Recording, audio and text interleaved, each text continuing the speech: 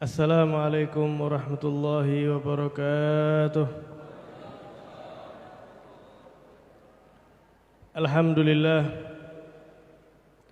Alhamdulillahilladzi hadana lihadza wa ma kunna linahtadiya laula an hadana Allah. Asyhadu an la ilaha illallah wahdahu la syarika lah alladzi la ilaha ghairuh. وأشهد أن سيدنا وحبيبنا وإمامنا محمدا عبده ورسوله الذي لا نبي بعده. اللهم صل وسلم على قمر الوجود في هذا اليوم وفي كل يوم وفي يوم الموعود سرا وجهرا في الدنيا والأخرى وعلى آله وصحبه وبارك وسلم. Yang kita muliakan para habaib, para kiai, ulama, tokoh masyarakat, jajaran pengurus takmir Masjid Jami' Baitur Rahman, hadirin yang dimuliakan Allah Subhanahu wa taala. Alhamdulillah, di malam hari yang penuh dengan rasa gembira, yang insyaallah penuh dengan keberkahan ini, kita diizinkan oleh Allah Subhanahu wa taala untuk duduk bersama di tempat yang paling dicintai oleh Allah, menyebut nama kekasih Allah Muhammad sallallahu alaihi wasallam. Disebutkan dalam sebuah riwayat, ma min majlisin, tidak ada satupun daripada majlis, yusalla fihi ala Nabi Muhammad sallallahu alaihi wasallam, yang mana di dalam majlis tersebut dibacakan salawat kepada Nabi sallallahu alaihi wasallam, illa qamat minhu raihah at-tayyibah hatta tablugha ananas sama', melainkan akan semerbak dari tempat tersebut aroma yang harum sekali, saking harumnya hingga menyentuh dinding langit, sehingga para malaikat pun menyium aroma harum tersebut seraya mengatakan, dzaka majlisun, itu adalah majlis sulliya fihi ala Nabi sallallahu alaihi wasallam, yang mana disalawati di dalamnya Nabi Muhammad sallallahu alaihi wasallam. Bulan Rabiul Awal, hadirin yang sebentar lagi akan datang, menjadi mulia tidak ada lain karena Nabi sallallahu alaihi wasallam lahir pada bulan tersebut. Para sahabat memiliki kedudukan yang tinggi, bahkan di atas wali kutub sekalipun mereka menjadi sedemikian mulia karena pernah melihat berbincang dengan Nabi sallallahu alaihi wasallam. Rambut Nabi, keringat Nabi, semua yang pernah melekat kepada Nabi, pakaian Nabi menjadi mulia karena keterkaitannya dengan Nabi sallallahu alaihi wasallam. Sehingga salah sahabat wanita, Sayyidah Asma binti Abi Bakar, beliau menyatakan pakaian yang pernah dipakai oleh Rasulullah, kana yalbasuhu Nabi sallallahu alaihi wasallam. Pakaian ini dulu pernah dipakai oleh Nabi sallallahu alaihi wasallam. Sehingga kami naghsiluh, kami mencuci baju ini, kami peras airnya untuk kami jadikan obat bagi mereka yang sakit. Nabi yang sangat mulia, hadirin. Nabi kita ini nabi yang luar biasa.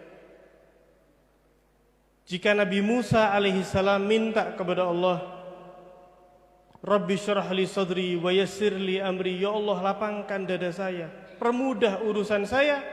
Nabi Musa minta kepada Allah, maka Nabi Muhammad SAW belum minta kepada Allah. Apa Allah nyatakan?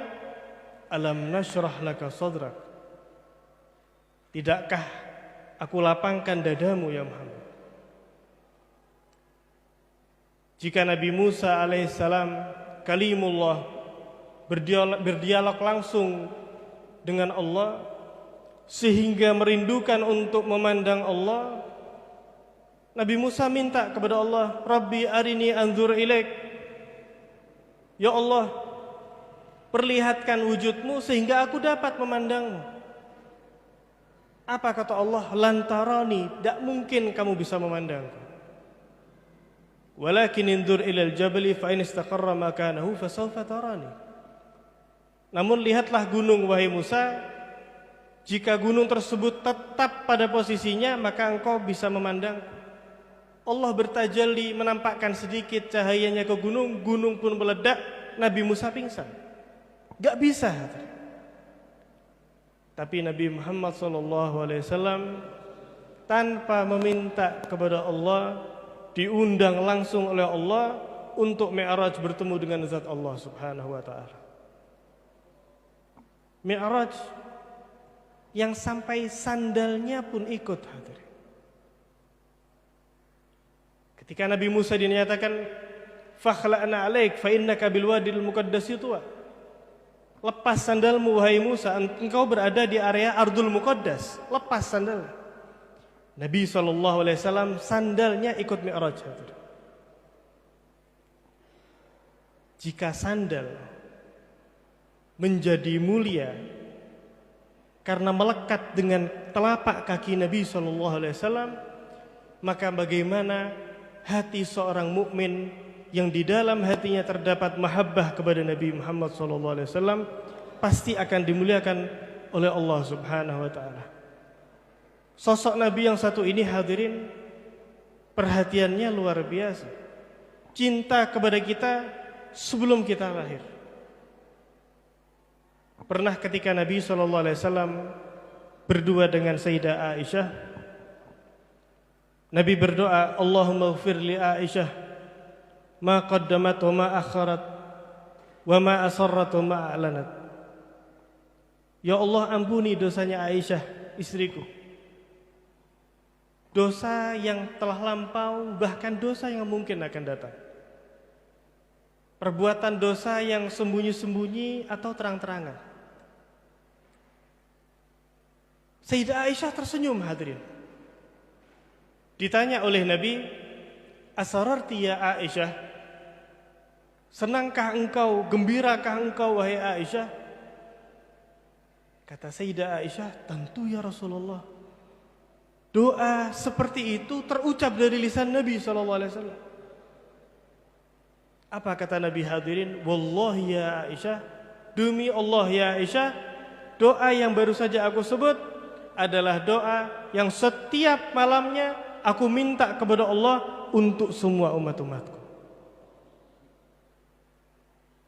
Bukan hanya ketika hidup hadirin, bukan hanya ketika Nabi hidup, memintakan istighfar kepada kita. Beliau pun bersabda, hayati khairul lakum, hidupku baik untuk kalian. Tuhadditsuna wa tuhaddatsu lakum, kamu bisa ngobrol dengan saya, kalian pun bisa mendengar hadis dari saya ketika saya hidup. Wa wafati khairul lakum, dan wafat saya pun baik untuk kalian. Tu'radu alayya a'malukum. Kenapa wafatnya Nabi juga baik? Dijelaskan oleh Nabi, tu'radu alayya a'malukum, disodorkan amal kalian itu kepadaku. Fa in wajadtuhu khairan, jika ternyata saya lihat baik, Masya Allah, ini maulidan di Masjid Baitur Rahman misalnya, hamidullah ta'ala, maka Nabi bersyukur kepada Allah, alhamdulillah. Wa in wajadtu ghaira dzalik, namun jika aku dapati amal yang tidak baik, istaghfartullah lakum, saya mintakan maaf kepada Allah untuk kalian. Kita setiap hari berapa kali istighfar hadirin? Mungkin sehari berlalu satu pun istighfar tidak terucap dari lisan kita. Namun Nabi SAW tidak pernah lupa sehari pun untuk memintakan istighfar kepada kita. Makanya Nabi itu lebih perhatian kepada kita, bahkan lebih cinta kepada kita dibanding kita mencintai diri sendiri. Kalau kita mencintai diri sendiri, kita punya istighfar. Kita takut jika diri kita masuk neraka. Tapi ternyata Nabi jauh lebih cinta kepada diri kita dibanding kita sendiri kepada diri kita. Sallallahu alaihi wasallam. Ini sosok yang luar biasa. Disebutkan dalam hadis yang sahih, sahih Imam Muslim, Suatu ketika, ya ini riwayat Sayyidina Abdullah bin Amr bin As. Suatu ketika Nabi SAW membaca firman Allah menjelaskan tentang Nabi Ibrahim alaihissalam, yang mana menyatakan, Allah ceritakan, Allah sebutkan dalam firman-Nya, "Faman tabi'ani fa innahu minni, wa man asani fa innaka ghafurur rahim." Kata Nabi Ibrahim, "Ya Allah, yang ikut bersamaku, ya dia termasuk golonganku. Tapi kalau yang enggak ikut, ya sudah, maka engkau Sang Maha Pengampun, Sang Maha Penyayang." Terlepas Nabi Ibrahim, lepas tangan. Yang ikut, ya sudah. Yang enggak, ya sudah. Kemudian membaca firman Allah mengenai Nabi Isa alaihissalam, dinyatakan oleh Allah, "In tu'adzibhum fa innahum ibaduk, wa in taghfir lahum fa innaka antal azizul hakim." Ya Allah, jika engkau mengazab mereka, fa innahum ibaduk, maka mereka tidak lain hanya hamba-Mu. Kalau engkau memaafkan mereka, maka memang sesungguhnya engkau ya Allah yang maha mengetahui dan maha bijaksana. Terlepas hadirin. Maka fabakan Nabi SAW. Nabi pun menangis hadirin. Menangis sejadi-jadinya. Akhirnya Allah Ta'ala melihat kekasihnya menangis. Malaikat Jibril disuruh tanya, tanya kepada Muhammad, "Mayubkik, apa yang buat kamu menangis?" Akhirnya ketika diketemui oleh malaikat Jibril, Nabi hanya berucap, "Allahumma ummati ummati, Allahumma ummati ummati, Allahumma ummati ummati." Akhirnya malaikat Jibril kembali kepada Allah, diceritakan kepada Allah, dan Allah lebih tahu sebetulnya. Hanya saja Allah ingin mendengar. Maka apa kata Allah? "Kembalilah engkau kepada kekasihku Muhammad, beritahukan kepadanya, inna sanurdika fi ummatik walan nasu'aka fihim." Bakal aku buat engkau ridho ya Muhammad, dan tidak mungkin aku membuat engkau kecewa, sedih atas yang menimpa umat. Dalam hadis lain riwayat Sayyidina Ali, Nabi SAW pernah bersabda, "Kelak aku akan terus memberikan syafaat sampai Allah Ta'ala menyatakan, radhita ya Muhammad, engkau sudah ridho ya Muhammad." Baru Nabi Muhammad menyatakan, "Ya Rabb, betul ya Allah, saya ridho. Wala sawfa yu'tika rabbuka fatardha." Keriduan Allah bergantung dengan keriduan Nabi SAW. Bahkan Ka'bah itu hadirin hadirat pernah pindah ke Baitul Maqdis belasan bulan. Itu Nabi kurang suka. Tapi di sisi lain, Nabi juga tidak mau menentang Allah. Apa yang dilakukan Nabi? Yang dilakukan Nabi melihat ke langit, menanti turunnya firman Allah yang mengembalikan kiblat ini ke arah Ka'bah. Sehingga turunlah firman Allah, "Qad nara taqalluba wajhika fis sama." Ya Muhammad, aku sudah lihat engkau itu terus bolak-balik melihat ke arah langit. "Falanwalliyannaka kiblatan tardhaha." Maka aku palingkan untukmu kiblat yang engkau ridhoi, yang engkau ridhoi. "Fawalli wajhaka syatral masjidil haram wa haitsu ma kuntum fawallu wujuhakum syatra." Nabi SAW itu hadirin, kecintaan Allah luar biasa. Allah cinta sekali, luar biasa. Makanya majelis seperti ini luar biasa. Kita lebih mengenal kepada Nabi. Kita membangkitkan, menumbuhkan mahabbah kepada Nabi SAW. Karena cinta kepada Nabi ini lain. Tidak sama dengan kita cinta kepada orang yang lainnya, manusia yang lainnya.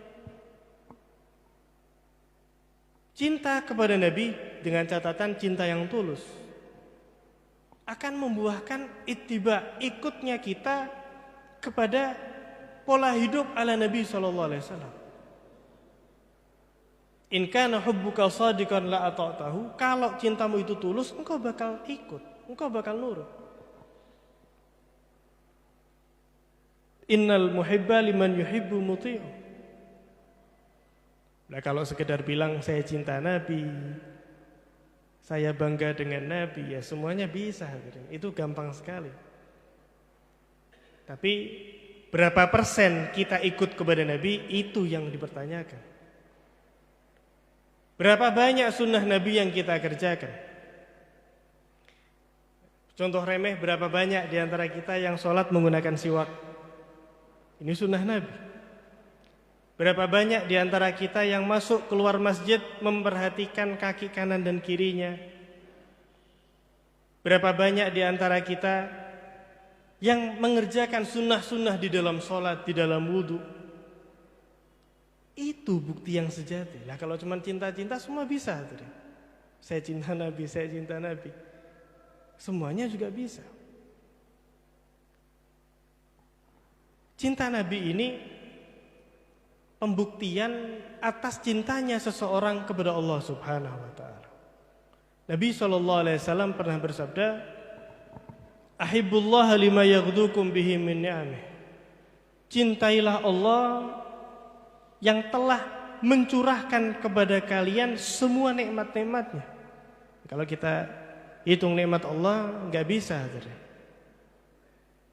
Apa ada di antara kita yang kalau makan ikan misalnya, oh ini vitamin buat otak, ini vitamin buat tangan, ini vitamin buat jantung. Ada yang seperti itu?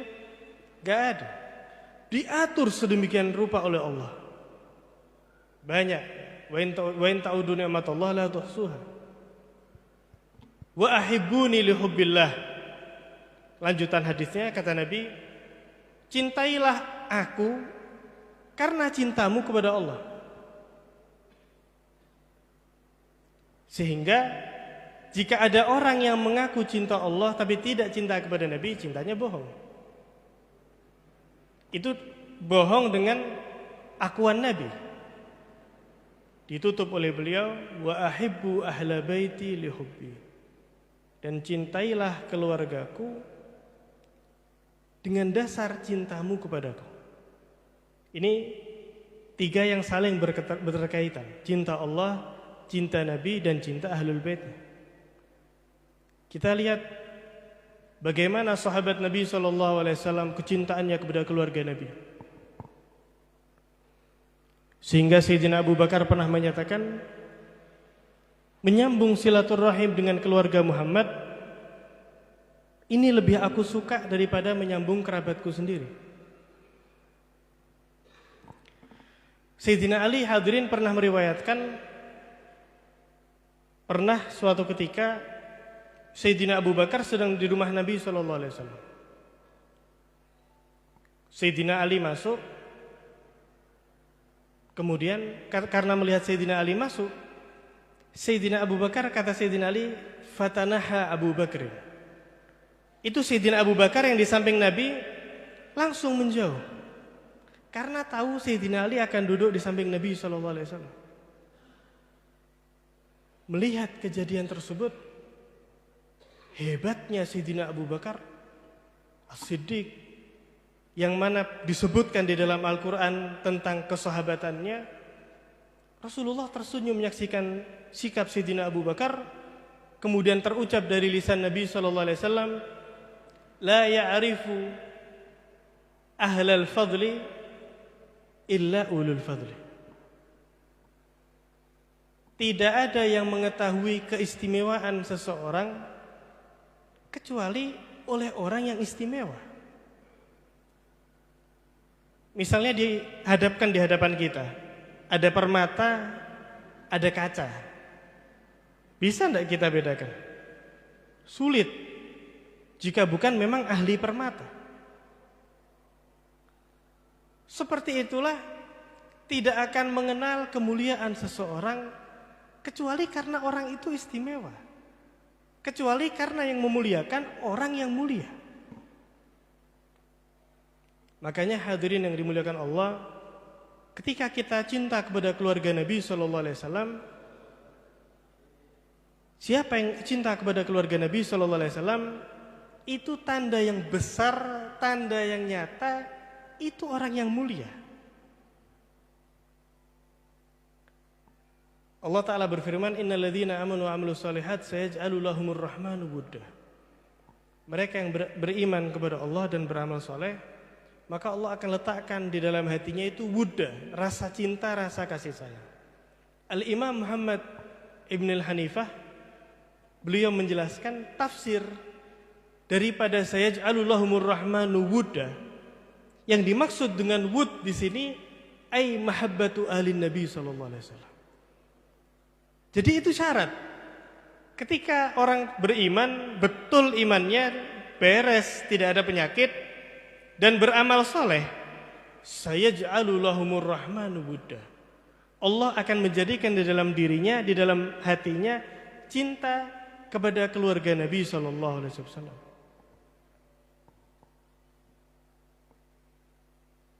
Cinta kepada Nabi SAW ini, cinta kepada keluarga Nabi SAW ini, kepada Nabi, hal yang bagus, hal yang wajib. Cinta kepada Nabi itu wajib. Tapi dicintai oleh Nabi SAW itu luar biasa. Dikenal oleh Nabi itu istimewa. Bagaimana cara kita dikenal oleh Nabi? Kita amalkan sunnahnya. Jangan kira jika kita masuk kaki kanan, ya masuk masjid dengan kaki kanan, itu hanya masalah kanan dan kiri. Tidak.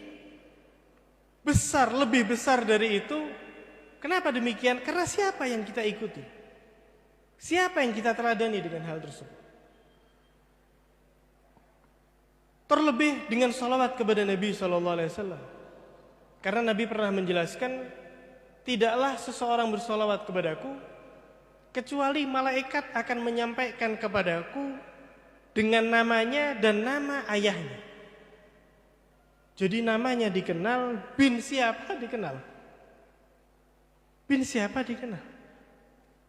Jadi kalau kita ingin dikenal oleh Nabi nanti di akhirat, ya harus banyak-banyak. Nah kalau kita nggak pernah sholawat kepada Nabi, kemudian kita mengharap dikenal Nabi, ya jauh hadirin. Banyak muslimin yang sholawatnya setiap hari puluhan ribu, ratusan ribu. Jadi sholawat kepada Nabi SAW itu ya akrabukum minni manzilatan aktsarukum alayya sholah. Itu penyambung. Penyambung kita dengan Nabi SAW. Lebih dari itu, perkumpulan seperti ini, membaca sejarah Nabi SAW, ini termasuk penyambung kita dengan Nabi. Bagaimana hadirin Nabi itu menyikapi majelis yang di dalamnya disebutkan kisah-kisah para Nabi. Pernah waktu itu sahabat kumpul seperti ini membaca sejarah para Nabi. Para Nabi terdahulu, Nabi Yusuf, Nabi Ibrahim, Nabi Musa, mengkaji. Rasulullah datang melihat majelis tersebut, beliau menyatakan, la an ajlisa fi mithli hadzal majlis. Saya misalnya duduk di majelis yang seperti ini, ahabbu ilayya min a'tika arba'arika. Lebih saya cintai daripada saya membebaskan 4 budak. Nah kalau para nabi, sejarahnya para nabi dibaca, Nabi menyatakan seperti itu, bagaimana dengan pembacaan sejarah Sayyidul Anbiya wal Mursalin, pemimpinnya para nabi dan para rasul.